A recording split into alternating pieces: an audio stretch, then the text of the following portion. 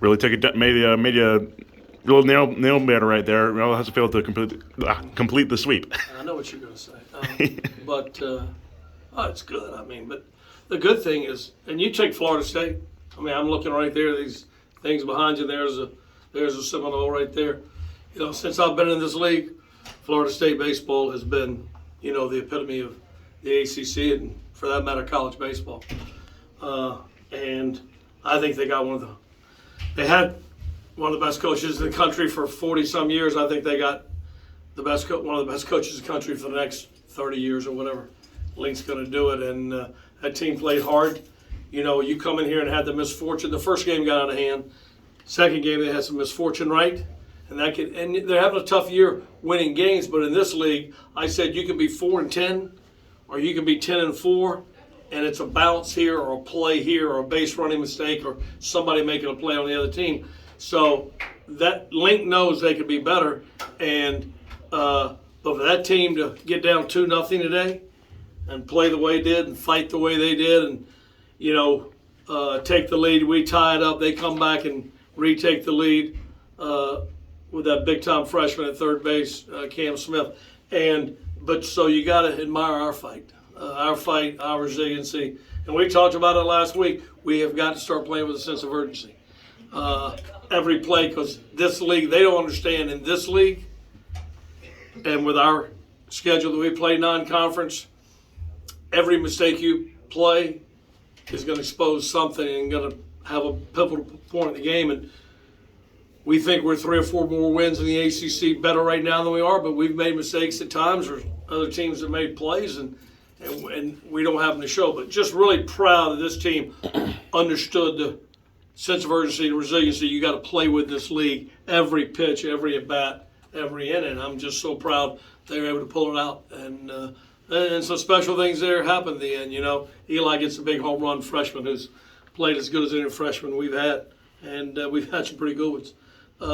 And then Isaiah Barquette coming off the bench with like 5 at-bats and getting that bunt down because he shows up to practice every day and gets that bunt down. And, you know, John Mariah coming in and doing his job, getting the lefty out, getting Tibbs out. It's just a lot of guys doing their job, understanding their roles right now. And then Palali hopping off the bench there. Hadn't got the playing time he got last year, but still a lot of confidence in his abilities and got the big double there, or single, I guess it is, to finish things.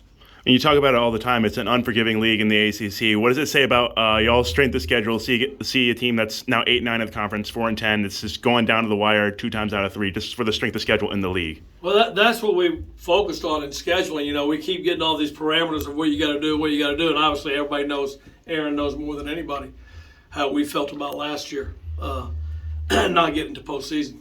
We thought that was just a miscarriage of justice. And so we asked a couple questions and we get a few answers. But so we focused on strength of schedule, and I think right now it might be 2 or 3 or something strength of schedule, and RPI is way up there, and we're going to do what we have to do to get to postseason, because getting to postseason is what this college athletics is all about. And these guys are fighting in a league that's so tough. It's the best I've ever seen the league top to bottom.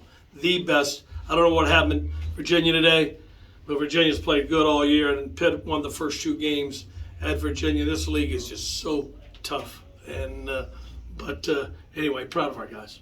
One of those days, Coach, where you're leaving a bunch of guys on base, like the base loaded 2 or 3 times, right? And it's like, sometimes when that happens, you can just kind of see it snowball, and people get frustrated. Yeah, you guys hung with it today. No, we did leave some people on, and there some frustrations can grow. This team just keeps coming back in the dugout and forget that they're able to forget that, because that can wear on you a little bit. And one of those times we thought we scored them.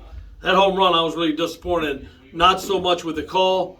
He's a good umpire. He's going to do the best he can, and foul poles can't be 150 feet in the air.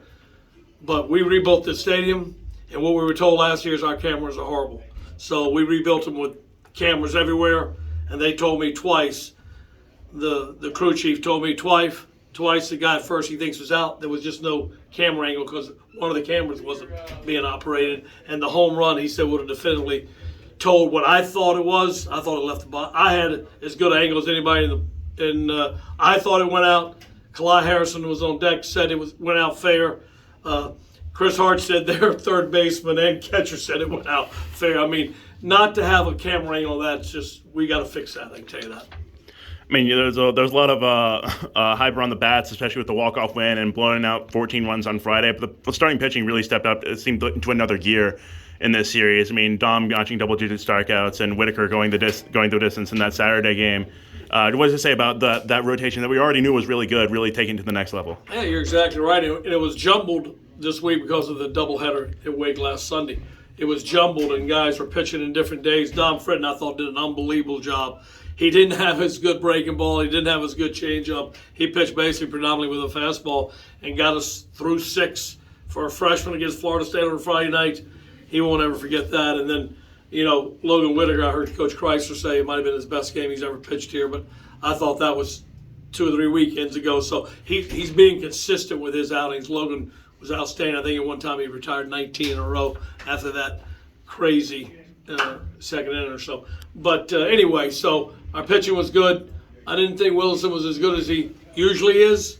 But once again, he was pitching on a different day. He'll get his routine back together. But I thought the bullpen stepped up too. Justin Lawson was incredible this weekend. I've already mentioned John Morrell. You getting Tibbs out, and then Sam Highfield came back a little bit like Sam Highfield. Yeah, how about that, Coach? I mean, just his evolution this year, right? I mean, being back in that bullpen role, coming off injury, what we saw today was pretty impressive. What have you seen from him as far as his growth over the course of the season? Sam's been frustrated. You're talking about a guy who, with him and Reed Johnston, and basically Wilson led us to the College World Series, and were within a bad decision of possibly winning a national championship as a freshman, and won so many big games. The one at Arkansas, the one against was it Leiter? Yeah. He beat and that great Vanderbilt team, and so Sam's done some things, but he's had some stuff he's had to deal with the last couple of years, and he knows he's not the same guy, but he's got the heart of a lion and the competitive spirit that you want in every ball player. And I even saw last night when I rewatched the game. I told Sam I rewatched the game with my wife last night, and one of those strikeouts he gave a little fist bump, and because Sam's not a guy to show emotion, so he knows he's getting it back. That's good to see for us, but it's good to see for Sam as well. They love him in this town. Gino Groover of late, the baseball he's playing seems to be some of the best. He's playing really good defense. He did a couple things defensively. They were really good. I know that one ball got away from him, but he had a great game defensively yesterday. But he made some really good plays today, and just really proud of him. By the way, it's his birthday. Happy birthday, Gino Groover. And anyway, he really scalded. He scalded that ball so hard. Left fielder actually just couldn't get back to get it. That's how hard that ball was hit. And the 10th there. But Gino Groover, he just goes about his business the same every day. Very consistent with his workout routine. Is this team hitting its peak? How much? Where's the growth? Where's the growth potential you think going over the next couple weeks? Confidence. If the confidence is growing as it should, understanding if you play with a sense of urgency every day and the dugout stays engaged, and there's just so many things when you're not winning for players to think about today. There's always been that, but now there's more so. You think about summer, you think about the transfer portal. They've just given these guys way too many things to think about that can distract when you're not winning. And we've lost some tough games that can make the mind wander a little bit, especially when you have a roster of 40 and 20 of them may not be playing, right? There's a lot of things. It can make a dugout not as competitive as it needs to be. I thought our dugout was incredible. I thought everybody pulled for one another. Everybody did a great job throughout this week, and I thought it was incredible.